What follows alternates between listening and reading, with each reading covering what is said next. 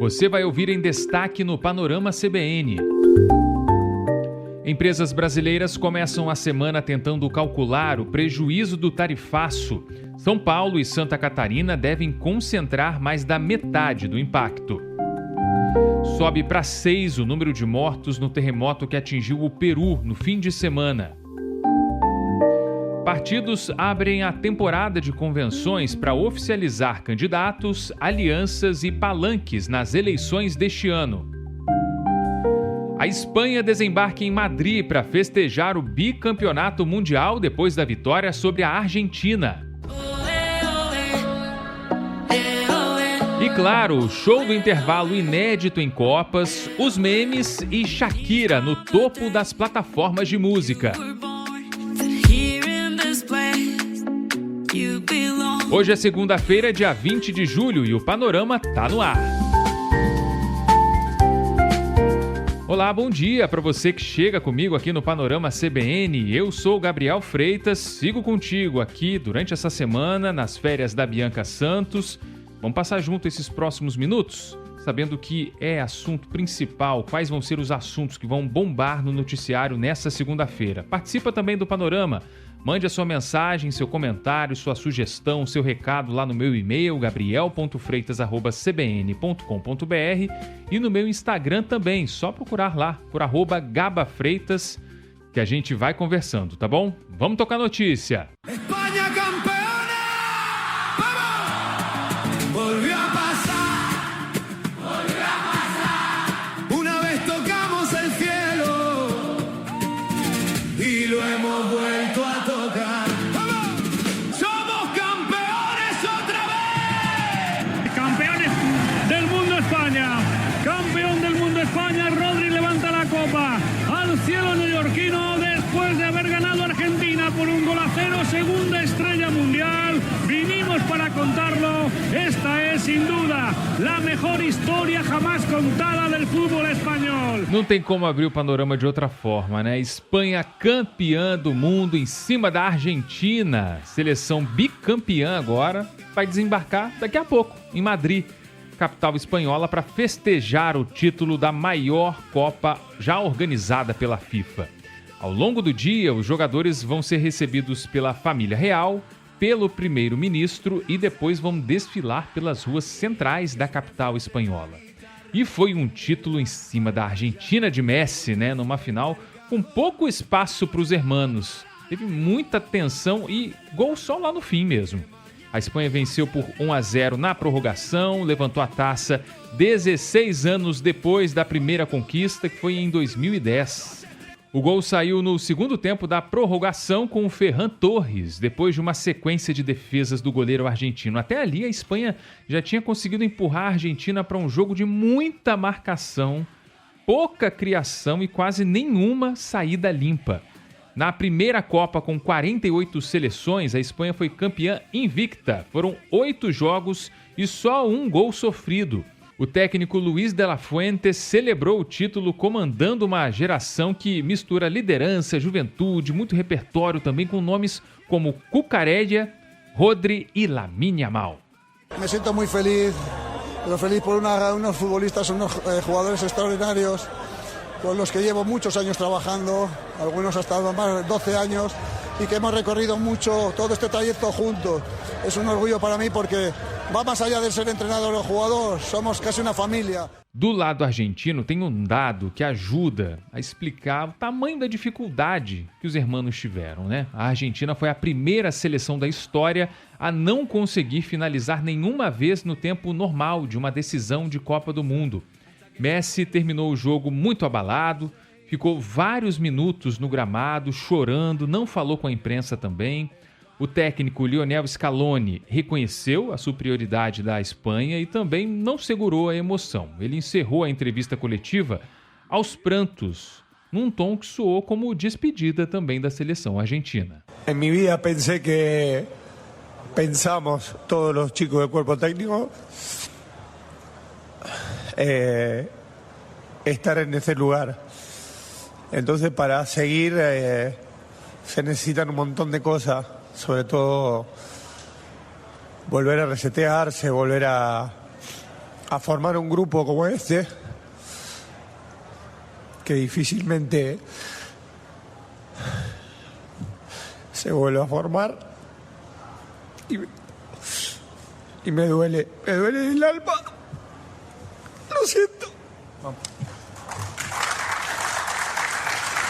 Que tristeza, né? A delegação argentina deve desembarcar em Buenos Aires ainda hoje à tarde. E mesmo com a derrota, vai ter recepção. O presidente Javier Milei decretou feriado para que os jogadores possam comemorar esse vice-campeonato com a torcida. Esse feriado deve ser amanhã. A Espanha também saiu da Copa com um domínio na premiação individual. Rodri foi eleito o melhor jogador do Mundial e levou a bola de ouro.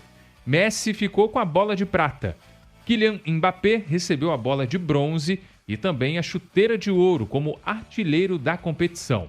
Mbappé marcou 10 gols nessa Copa e chegou a 22 em mundiais.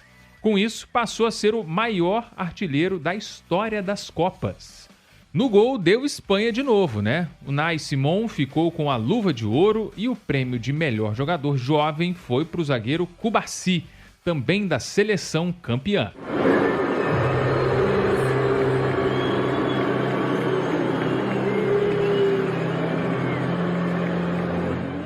Ele foi poupado nos telões, mas a torcida não poupou vaias a Donald Trump. Ele não escapou das vaias quando ele entrou no gramado. O presidente norte-americano apareceu ao lado de Gianni Infantino, presidente da FIFA, para entregar medalhas e troféus aos jogadores e às comissões técnicas. Trump já vinha sendo alvo de críticas durante a Copa, né? Pesou a política migratória dos Estados Unidos e também a tentativa de interferir em decisões do torneio, né? Um dos episódios foi aquele pedido para cancelar um cartão vermelho do jogador dos Estados Unidos, Balogun. A Copa de 2026 termina com a Espanha no topo e com números gigantes para a FIFA. Foi o primeiro Mundial com 48 seleções e 104 jogos. A expansão fez a arrecadação disparar, transformou essa Copa no evento mais lucrativo da história da FIFA. A FIFA arrecadou cerca de 11 bilhões de dólares, isso dá 60 bilhões de reais. Como campeã, a Espanha levou 50 milhões de dólares para casa, viu? A FIFA separou 650 milhões de dólares só em prêmios pelo desempenho das equipes. Se entrar na conta a verba de preparação de 1,5 milhão de dólares para cada seleção, o total distribuído chega a cerca de 727 milhões de dólares para cada uma. A campeã Espanha fica com a maior fatia, claro, né? Aí vem a Argentina, vice-campeã, levando 33 milhões de dólares. A Inglaterra, que terminou em terceiro lugar depois de vencer a França, recebeu 29 milhões de dólares. E os franceses, em quarto, ficam com 27 milhões de dólares. Quem terminou entre quinto e oitavo lugar recebeu 19 milhões também. Do nono ao 16º, o prêmio foi de 15 milhões de dólares. As seleções que caíram entre o 17º lugar e a 32ª posição levaram 11 milhões de dólares. E o mesmo quem ficou entre 33º lugar e 48ª posição, que saiu com 9 milhões de dólares. É dinheiro que não acaba mais, viu? A bola parou lá nos Estados Unidos, mas a festa espanhola continua hoje em Madrid, né? No final dessa edição do Panorama, a gente volta a falar sobre a vitória da Espanha e sobre mais assuntos relacionados à Copa do Mundo de 2026.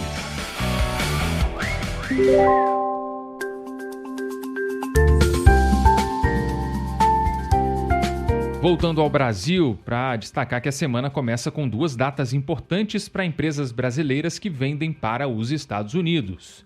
Na quarta-feira, entra em vigor o tarifaço, de 25% imposto pelo governo norte-americano contra cerca de 3 mil produtos do Brasil. A medida atinge itens da indústria e do agronegócio. E o impacto não vai ser igual para todo mundo. São Paulo e Santa Catarina devem ser os estados mais afetados, concentrando mais de 50% do prejuízo estimado. No setor de calçados, a conta já mudou. A projeção de queda nas exportações desse ano dobrou, passando de 3,5% para 7%.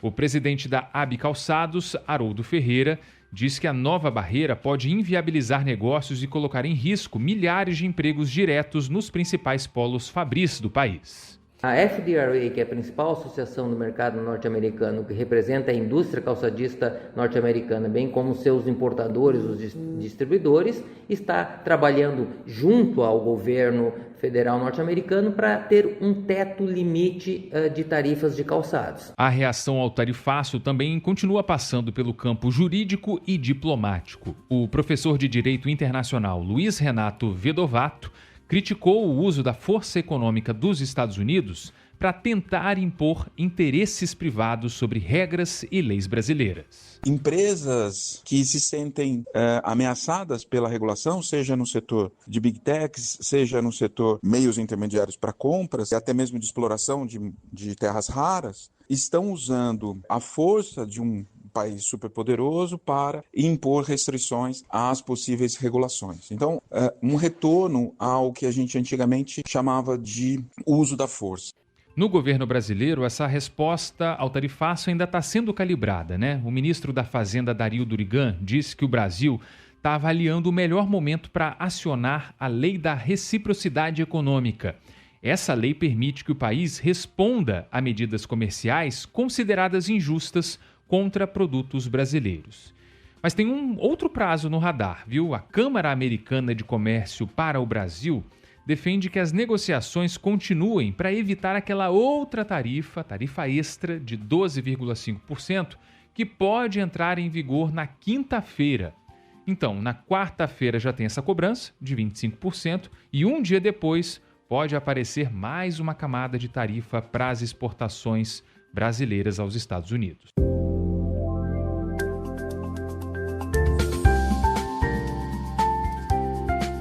E agora que a Copa do Mundo acabou, aperta o cinto aí, viu? Porque o foco, pelo menos até o fim de outubro, vai ser a eleição desse ano. Inclusive, a campanha eleitoral começa a ganhar cara de campanha a partir dessa semana já. É que os partidos já podem fazer as convenções para escolher oficialmente quem vai disputar as eleições desse ano. É agora que os pré-candidatos começam a entrar no jogo formal, com ata, com os palanques pelo Brasil, os discursos mais acalorados, é o que a gente vai ver, além das alianças e a chapa sendo montada. Pelo calendário eleitoral, os partidos têm até 5 de agosto para oficializar os nomes que vão disputar as vagas de presidente e vice, governador e vice, senador, deputado federal e deputado estadual ou distrital. Depois disso, ainda vem outra etapa importante. Os partidos têm até 15 de agosto para registrar as candidaturas na Justiça Eleitoral. Hoje tem convenção nacional do PDT, em Brasília, com a possível presença do presidente Lula. O encontro está marcado para as 4 da tarde, lá na sede nacional do partido. Também está marcada para hoje a convenção da Federação União Brasil-PP na Assembleia Legislativa de São Paulo, evento que deve reforçar o apoio à reeleição de Tarcísio de Freitas ao governo paulista. Na disputa presidencial, o primeiro lançamento deve ser o de Flávio Bolsonaro, o senador que vai oficializar a candidatura pelo PL no próximo sábado em São Paulo. Também no sábado que vem, Lula participa do lançamento da candidatura de Fernando Haddad ao governo paulista. O principal adversário do PT em São Paulo, governador Tarcísio de Freitas, tem o lançamento da campanha à reeleição pelo Republicanos marcado para 1º de agosto. Já o presidente Lula deve oficializar a candidatura para tentar o 4º mandato no dia 2 de agosto, em São Bernardo do Campo, no ABC Paulista. No próximo domingo, Ronaldo Caiado oficializa a candidatura pelo PSD num ato em São Paulo. A chapa deve ter Gilberto Kassab como vice.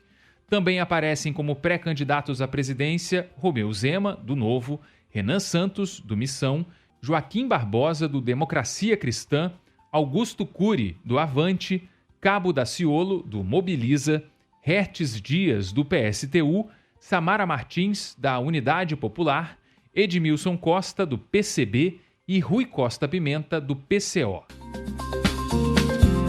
E ainda nesse tabuleiro de eleições, Michele Bolsonaro fechou a porta para uma chapa com Romeu Zema, viu? A ex-primeira-dama diz que não existe nenhuma possibilidade de ser vice do pré-candidato do Novo à presidência. A declaração veio depois de Zema afirmar que Michele era uma das opções para compor a chapa dele na disputa desse ano. Michele respondeu que o PL não poderia ter 2 nomes na eleição presidencial, já que o partido lançou Flávio Bolsonaro, enteado dela, como pré-candidato ao Planalto. E tem um outro ponto nessa resposta, porque Michele disse que nesse momento a prioridade dela é cuidar da saúde de Jair Bolsonaro, O ex-presidente está em prisão domiciliar. E nos bastidores, o nome dela vinha sendo tratado como um ativo importante da direita, especialmente pelo apelo dela entre eleitoras e no eleitorado evangélico. Mas, por enquanto, ela está tentando se afastar dessa especulação sobre vice em alguma chapa. A fala também mostra, de acordo com especialistas, a dificuldade da direita em organizar o próprio campo, com vários nomes tentando se posicionar ao mesmo tempo na corrida presidencial. E ainda nessa movimentação da direita, Ciro Gomes também entrou nessa conversa, viu? O pré-candidato ao governo do Ceará pelo PSDB disse que pode apoiar Renan Santos, do Missão, ou então Ronaldo Caiado, do PSD, na disputa pela presidência da República. A declaração foi dada nesse sábado, algumas semanas depois de Ciro aparecer em mais uma crise pública dentro da família Bolsonaro. O motivo é a disputa lá no Ceará, Porque a Michele Bolsonaro é contra o apoio do PL à candidatura de Ciro ao governo do estado. Esse movimento abriu um desentendimento com Flávio Bolsonaro, que defende uma costura mais ampla no campo da direita. Mais um prazo começando hoje para você ficar atento, viu? Principalmente quem vai estar fora da cidade no dia da eleição, na cidade em que você vota. Se você vai estar fora, fique atento, porque o Tribunal Superior Eleitoral abre o período hoje para pedir o voto em trânsito nas eleições desse ano. Funciona assim: quem estiver fora do município onde vota pode escolher outra cidade para votar, desde que faça esse pedido dentro do prazo.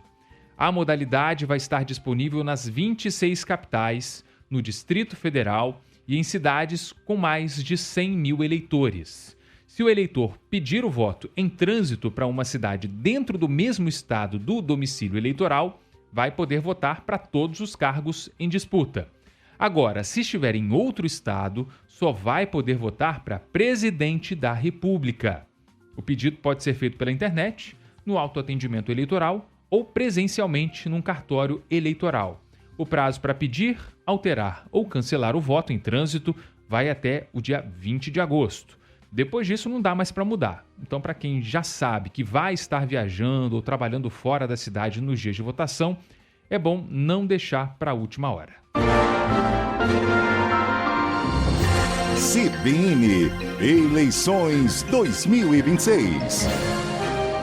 Para quem acompanha o panorama pelas plataformas de áudio, fica o convite também para a programação ao vivo da CBN no rádio e na TV, se você assiste a nossa programação ao vivo no Globoplay, nas transmissões no YouTube, porque a gente também vai entrar em clima de eleição a partir dessa semana. A rádio começa uma cobertura especial da disputa desse ano, com novos quadros, comentaristas e reportagens para acompanhar a campanha até a votação. Uma das estreias é o quadro 50 Debates para o Brasil, que começa amanhã no Jornal da CBN, que começa às 6 horas da manhã na programação ao vivo da CBN. E ele vai até a véspera das eleições. A proposta é pegar a cada dia um tema importante do cenário político brasileiro e colocar especialistas com visões diferentes para discutir o assunto. O diretor de jornalismo da Rádio CBN, Pedro Dias Leite, diz que a ideia é abrir espaço para debates que ajudem o país a olhar para questões concretas. O objetivo dos 50 Debates para o Brasil é levar para o ouvinte uma diversidade maior de opiniões, mas de uma maneira diferente do que acontece nas redes, Uma discussão civilizada, interessante, que traga uma discussão mais aprofundada, para ele poder se posicionar sobre esses temas, sem que a gente diga o que é certo e o que é errado, mas que ele escute dois lados e consiga entender ali o que faz sentido. A nossa audiência é muito vasta, Tem gente que nunca ouviu a Rádio CBN, mas é fiel aqui no Panorama CBN e em outros podcasts da Rádio CBN, nas plataformas digitais. Então a gente deixa esse convite para você, porque mesmo em cidades onde a CBN não está no dial, lá no FM ou no AM, dá para ouvir a programação ao vivo 24 horas por dia pelo aplicativo e pelo site da CBN, viu?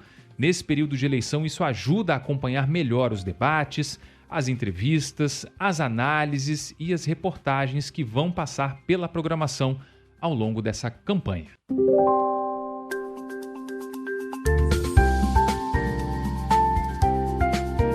A semana começa com um alerta de tempo severo no Rio Grande do Sul. Fique atento, depois de um fim de semana de instabilidade, o estado ainda tem risco de chuva forte, temporais, rajadas de vento e queda de granizo nessa segunda-feira, hein?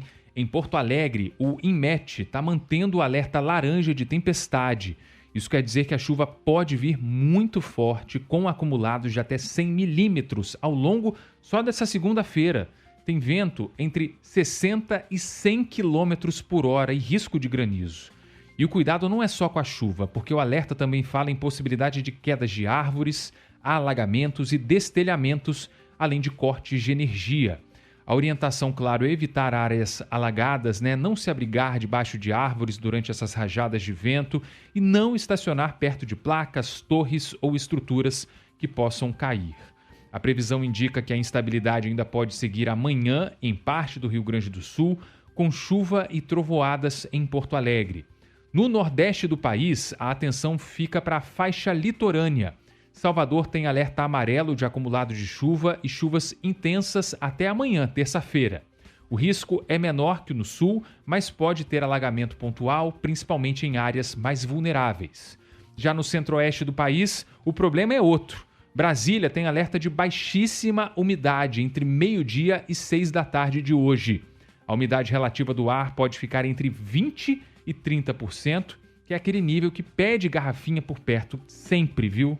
Menos esforço físico também nas horas mais secas e muito cuidado com crianças, idosos e pessoas com problemas respiratórios.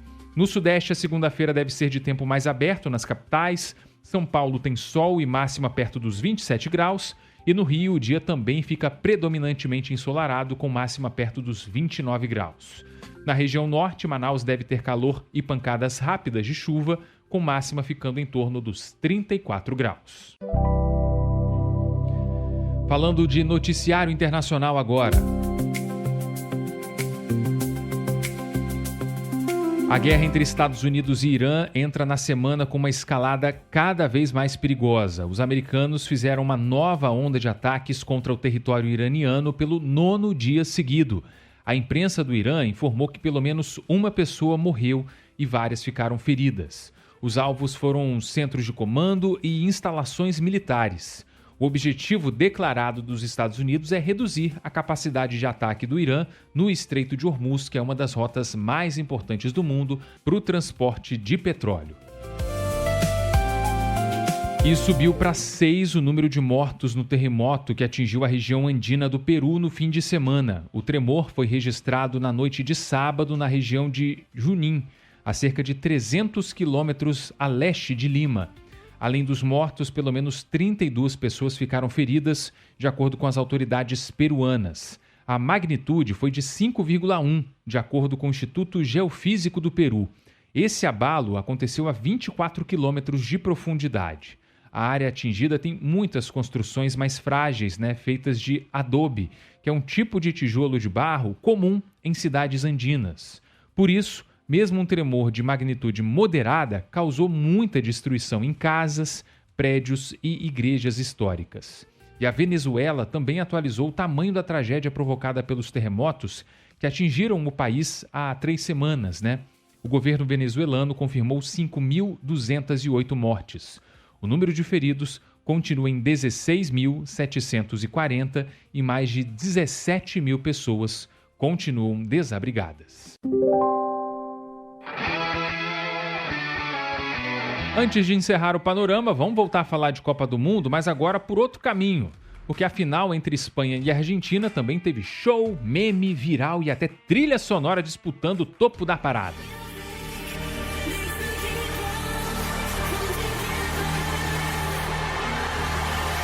Pela primeira vez na história da Copa, a FIFA organizou um show musical no intervalo da final, num formato claramente inspirado no Super Bowl, né? A grande decisão do futebol americano. E para fazer isso no meio de uma final de Copa, claro, teve uma grande operação de reorganização. Um intervalo tradicional de 15 minutos precisou ser ampliado para quase meia hora, justamente para montar e desmontar o palco no gramado do MetLife Stadium, sem prejudicar o campo. Madonna abriu a apresentação chegando ao gramado em um bug elétrico pilotado por Ronaldo Fenômeno com Ronaldinho Gaúcho no banco do passageiro. A performance durou cerca de 11 minutos, misturou gerações, muitos públicos diferentes. Também passaram pelo palco Justin Bieber, BTS, Burna Boy e ela, Shakira.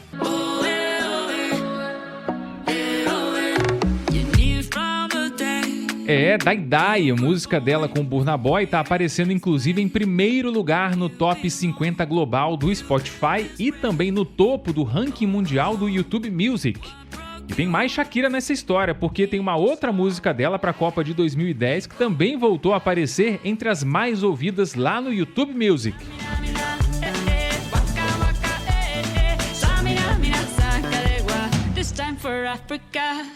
16 anos depois, Shakira fazendo história também, viu?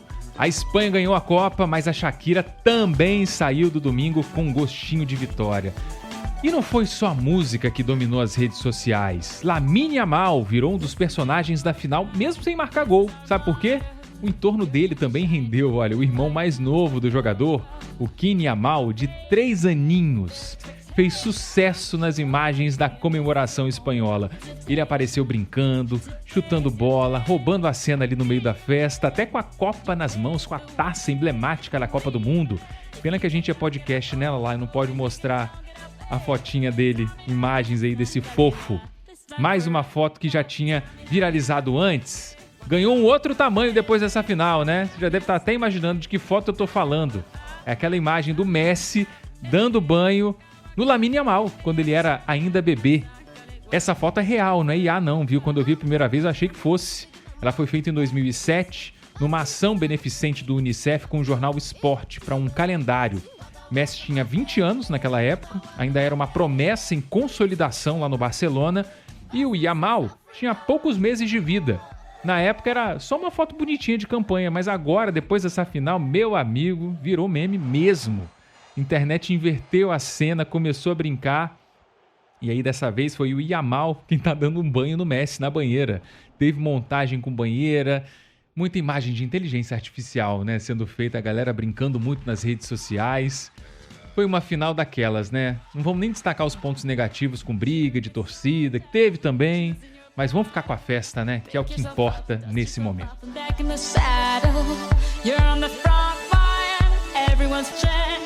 Vamos embora, Laerte Afonso. Edmilson Fernandes também se despedindo de você que está acompanhando a gente nessa manhã de segunda-feira. Obrigado pela companhia. Logo mais tem a segunda edição com o Leandro Gouveia, do Panorama. Deixa eu mandar uns abraços aqui. O Antônio Soares, que é de Belo Horizonte. O Armando Lucírio, que é de Uberlândia também, em Minas Gerais. Olha só, Minas Gerais ouvindo em peso o Panorama CBN. Tem também o Rodrigo Vieira, que ouve a gente desde Teresina, no Piauí. Obrigado demais. E também o Tom Fernandes, que ouve a gente, deixa eu ver aqui a cidade dele, Recife, Pernambuco. Valeu, Tom. Obrigado pela sua participação e também pela sua audiência. Amanhã a gente volta, hein? Tchau, tchau, pessoal.